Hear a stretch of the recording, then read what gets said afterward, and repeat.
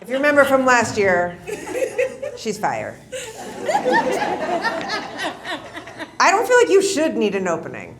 But I do. But you do. It's fair. It's fair. She deserves it. Dr. Teri Davis is a licensed clinical psychologist, founder of the Imani Project, and a powerful advocate for Black maternal mental health. Hold on, a license. License. Are there fake ones out there? Let's not get started. TikTok therapists? No. Absolutely. Do you have a TikTok account? Good. Don't start it. Agreed. Just 2 weeks ago, she co-hosted a hugely successful Black Maternal Mental Health Summit. And as you know, last year she was our favorite. We are so grateful to have, I'm not supposed to play favorites. I will. Please, make it loud so that we can please welcome our favorite, Dr. Teri Davis.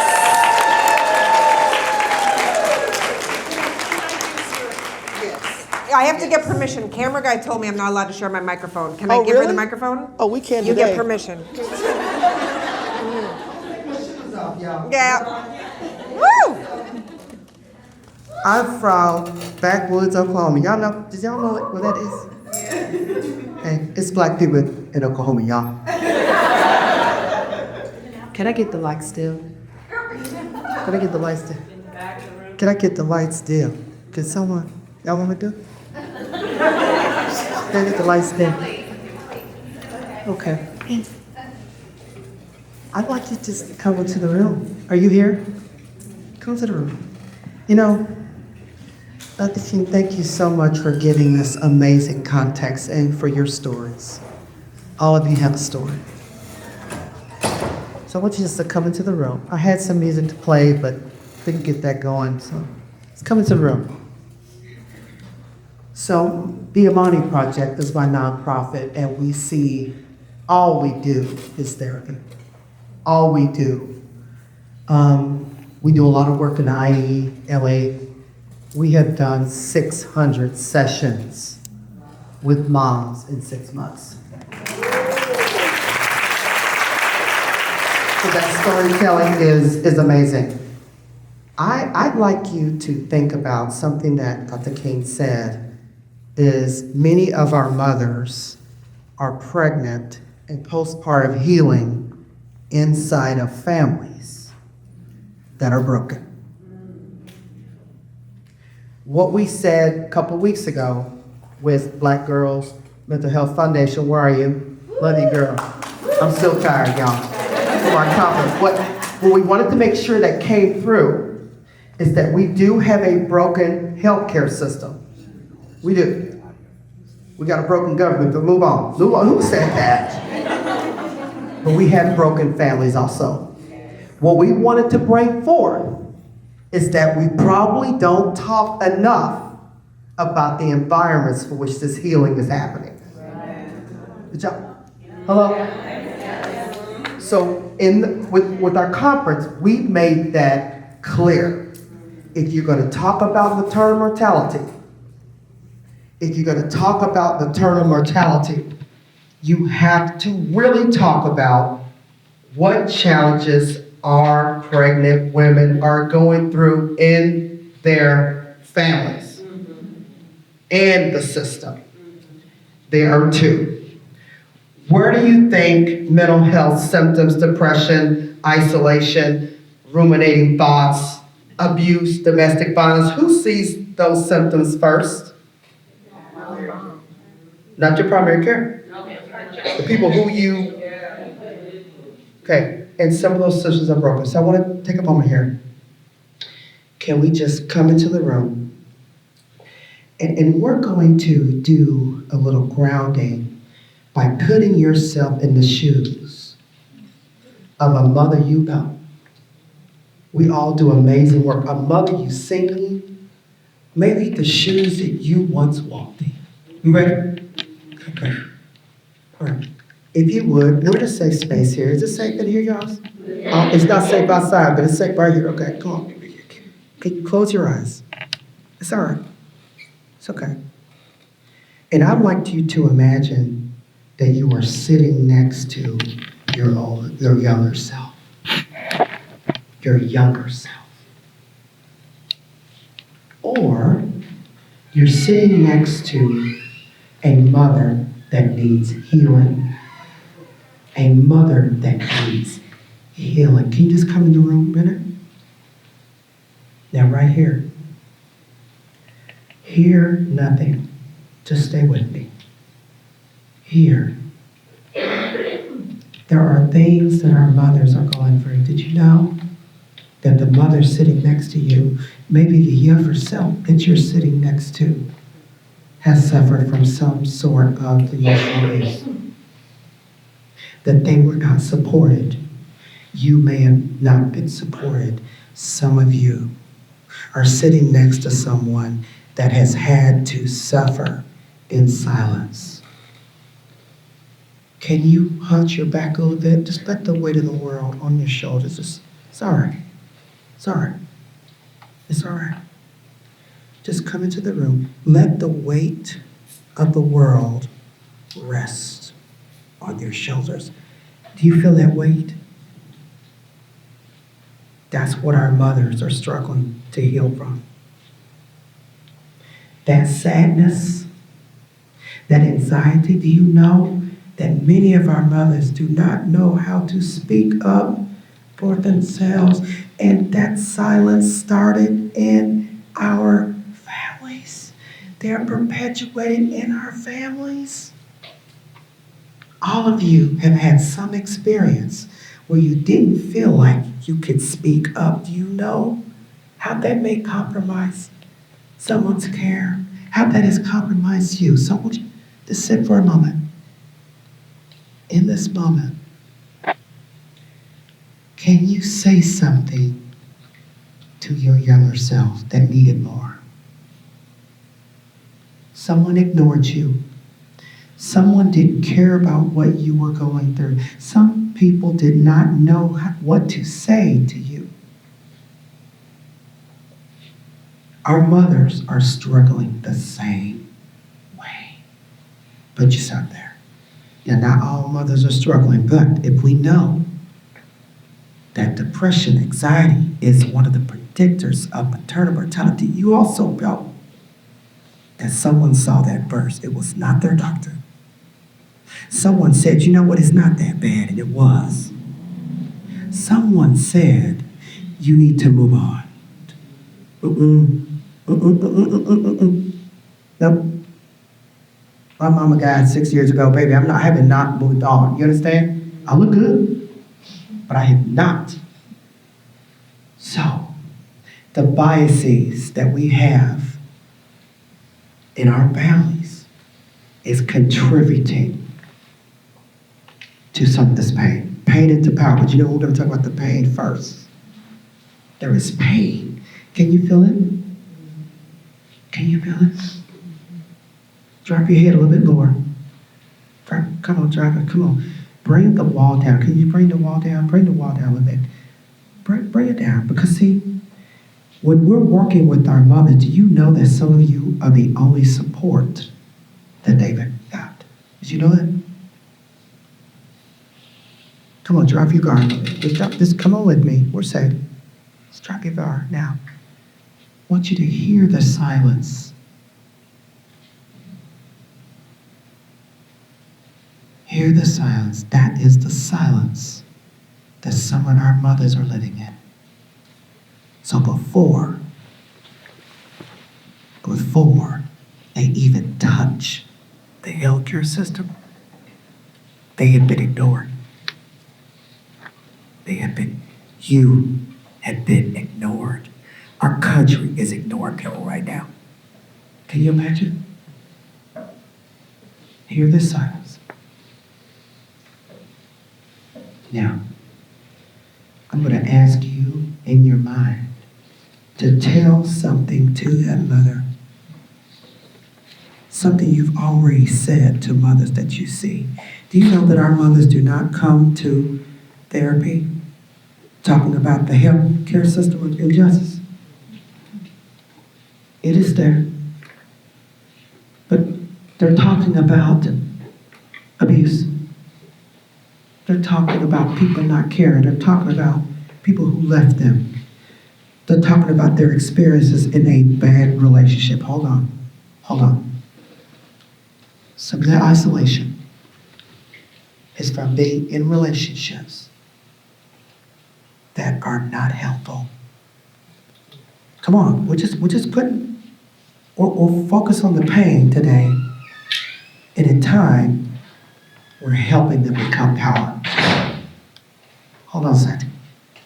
Hear this silence, okay? I'd like you to say something, whisper what you would say to a mother struggling. Because see, the healthcare system is struggling, but we are too. Our mothers are. The healthcare system needs work, but you know that's not where their suffering started. It's not. We have to have these conversations. So on 3, I'm gonna ask for the lights to come on again. Maybe a couple. And I'd like you to right now come back to the room and give you some power. This is your hope. Allow yourself to stand tall. That feeling right there, we went from and you said, no, stand up. That's what you're trying to get others to do. And they cannot do it by themselves. It takes the policymakers. It takes government. It takes you. It takes you listening better. Okay. And I'm going to add some brave souls here because it takes a lot to deal with pregnancy. It takes a lot to deal with families. It takes a lot to deal. It's a lot right now. Please know that your role is the health and stand call. So in this moment, can a few of you share what you were feeling? Because it's the feelings that are being ignored. We've got family systems problem. We do. All right. Can you share with me? Yeah. I love your tears, but stop telling people to stop crying. Stop. No. Cry a river. You better. I used to want to be a talk show host. Here we go.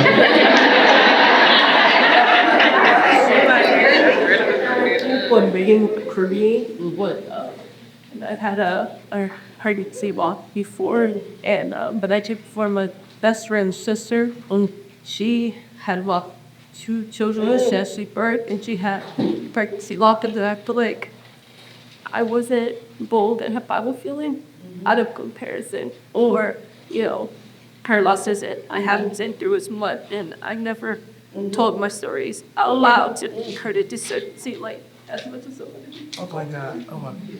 I would, you know what she said was, y'all hear what she said?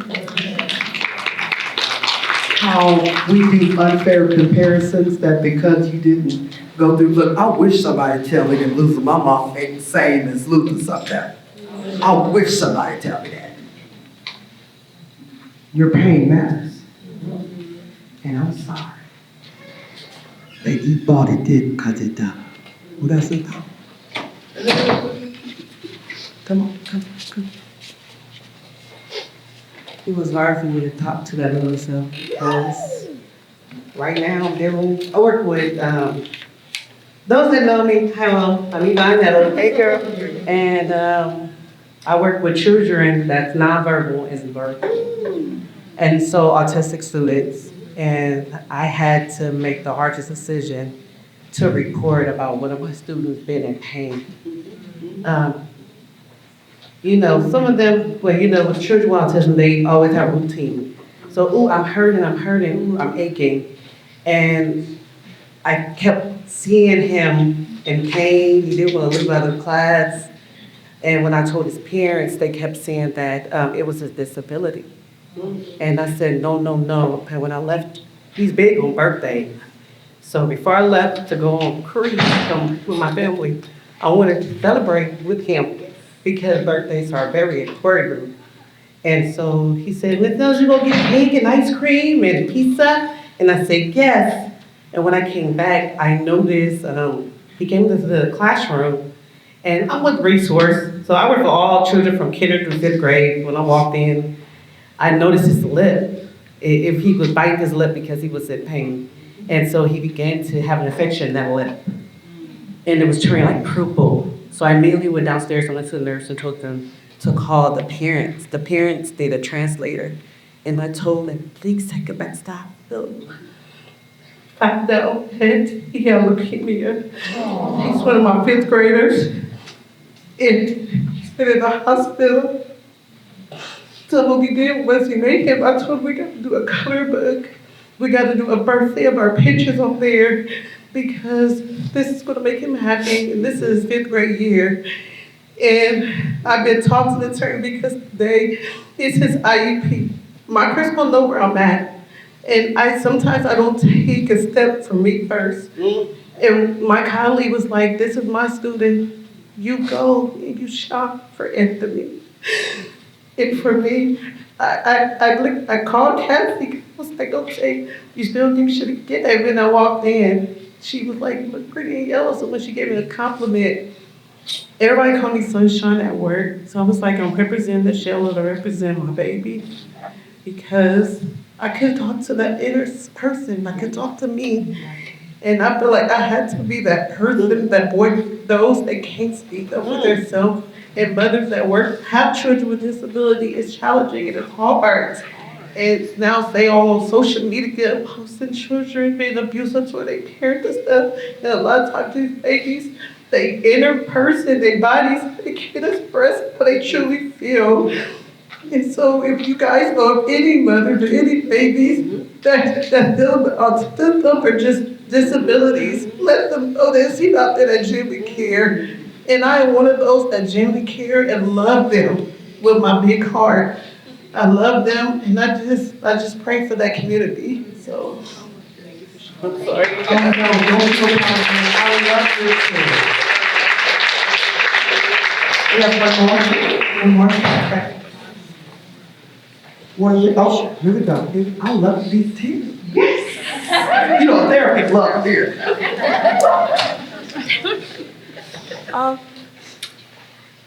I sat with myself in the towel first, and then I overwhelmingly felt the generational emotional heartache from myself to my mother to my grandmother. My grandmother, she has lost a child.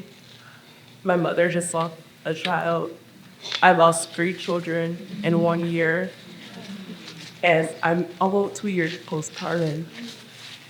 And I just stopped breastfeeding. So all the emotion, it felt like I ancestrally transcended in sorrows and hate from one cut to another, overflowing with pain that I still see my mother and grandmother go through. And although I'm very mentally and emotionally intelligent, I noticed that my support system is so much stronger than what they had. And so unique. And without that, without acknowledging and going through the waves of healing, I was doing something differently to break the generational curse. And it doesn't feel good, but it's very needed. It's healing my inner child to see my child grow up to baby and give her something different that my mother or my grandmother's had. And I needed to set it back for that moment. Thank you so much.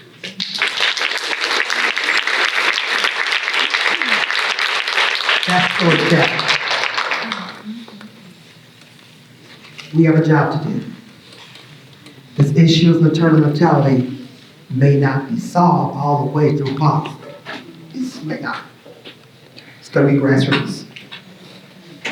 It's gonna be you, it's gonna be me, it's gonna be our filmmakers, it's gonna be policyholders. All I'm asking is when you're working with these mothers, that you really work with these mothers. That you allow them to tell. You have to be a therapist too, to hear these stories. You hear them every day. When you hear them care, and they may be the only person that's ever told with you that story.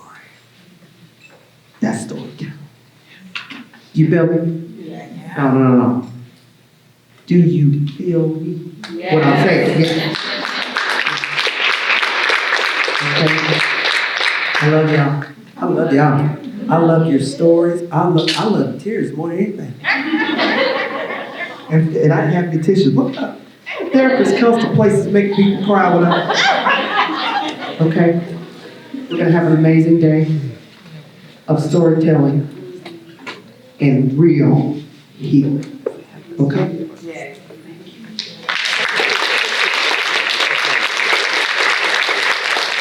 Keep it going for our headliner, Dr. Teri. Okay. Takes off her shoes. Are you kidding me? And do, honey, I'm trying to. Okay.